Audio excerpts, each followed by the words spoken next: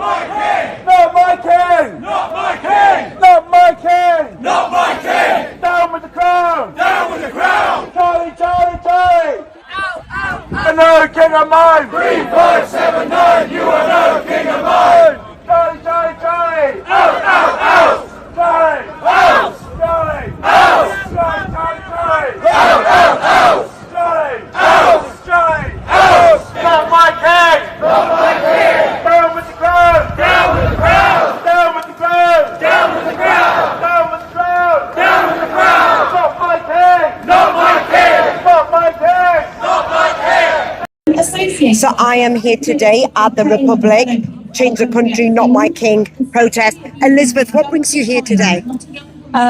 It's really important to be here today. It's really important to protest. From school onwards, we are given a diet of propaganda, everything from supporting somehow a flavour of supporting the monarchy, somehow not being accountable for everything from colonialism through to the monarchy, a presumption that we believe in God, where we may or may not, a presumption that we support the monarchy, which up to the here, by the way. Yeah, no, it's okay. A presumption that we are going to be subjects, and a presumption that we believe in a class system. All of this is outrageous. Welcome back to the channel, and if you haven't already, make sure you hit that subscribe button because honestly, you do not want to miss the deep dives we've got coming up. Oh my god, today we have some seriously juicy stories to get into, and it feels like the energy in London is shifting in a way we haven't seen in years. We're talking about the monarchy being called out in the most public, loud, and unapologetic way possible. British anti-royal groups have officially staged a massive No Kings protest right outside the gates of Buckingham Palace. I'm looking at the footage of these people chanting "Down with the crown" and demanding an elected head of state, and it's just wild to see that level of defiance right on the king's doorstep. You can really feel the tension through the screen when you watch those chants break out. To be honest, looking at the vibe of the whole thing, I can't help but feel like the monarchy has become so incredibly boring and out of touch that the public has finally just reached a breaking point.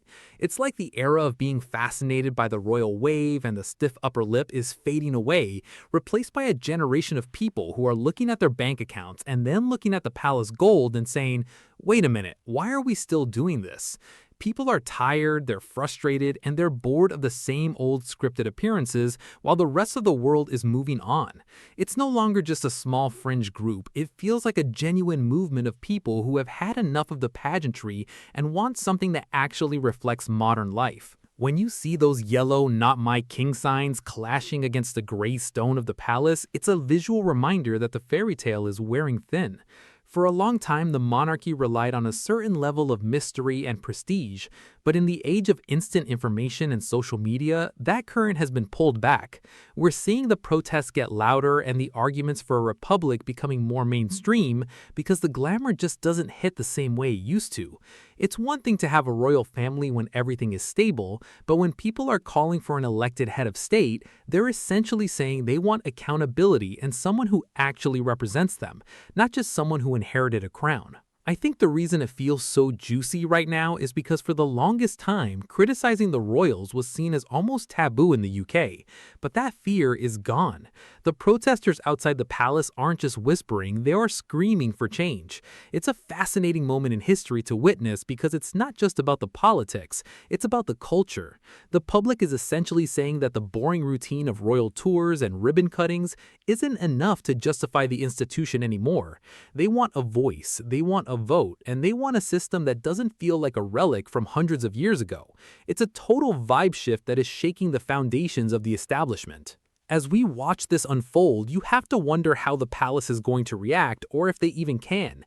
Can you really fix boring when your whole brand is based on tradition and staying the same? The No Kings protest is a huge wake-up call that the world is changing, and the public is no longer content to just sit back and watch the show. They want to be part of the decision-making process.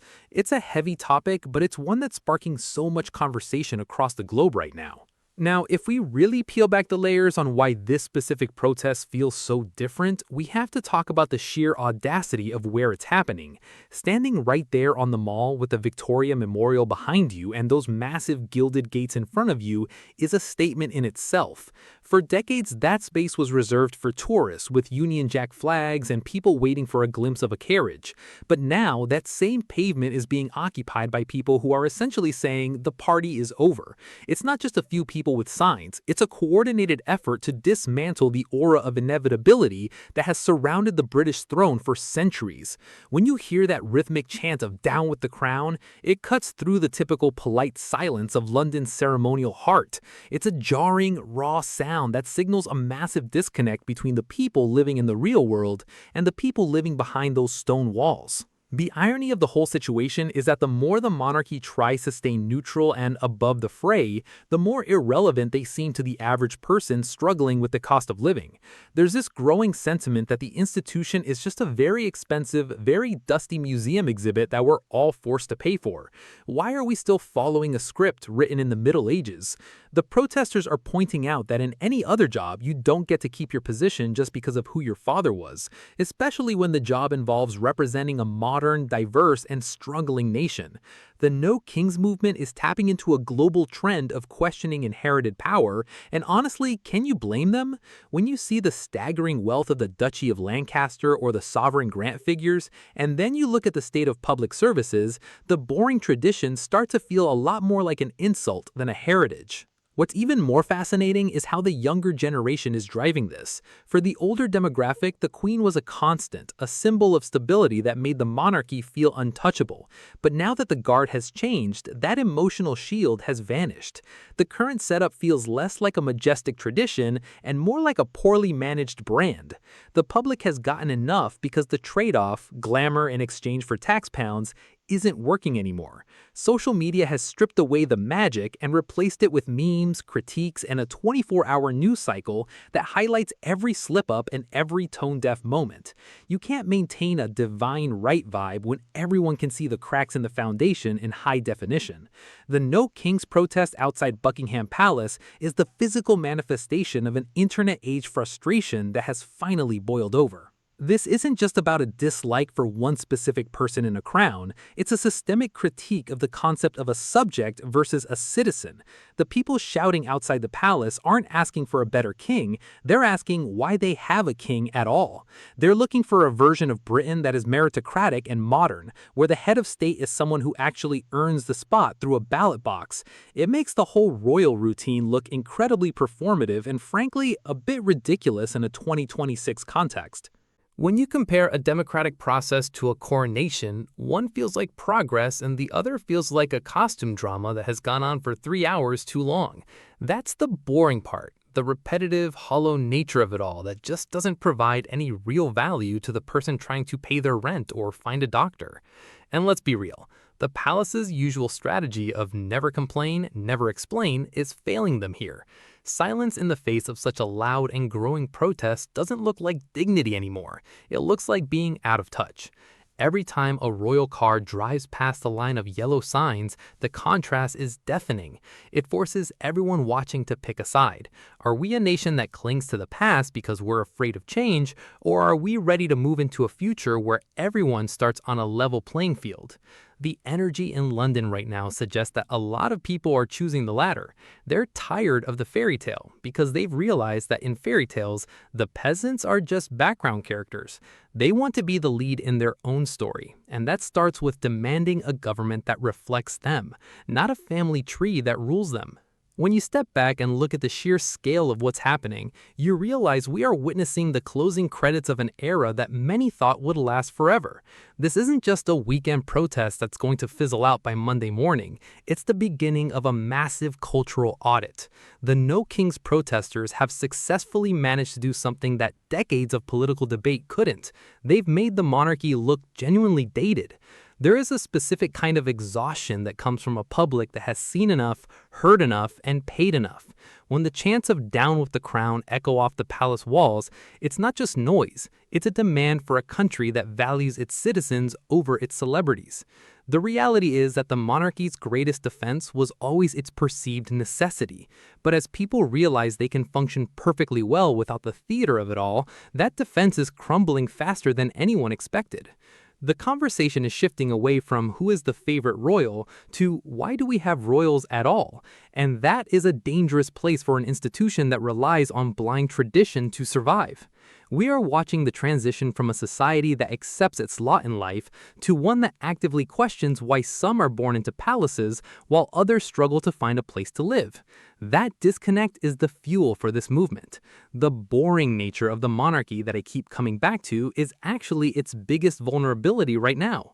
In a world that is moving at lightning speed, an institution that prides itself on never changing is an institution that is slowly becoming a ghost. The public is essentially saying that the costume party is over, and they want to turn the lights on and see what's actually left of the room. It's a moment of clarity that feels both inevitable and shocking all at once. As the sun sets over London and the protesters pack up their signs, the message they've left behind isn't going anywhere. It's written on the faces of the people who walked past and nodded in agreement. It's in the comment sections of every video and the headlines of every international paper. The idea of an elected head of state is no longer a radical fantasy. It's becoming a logical next step for a nation that wants to truly call itself a democracy.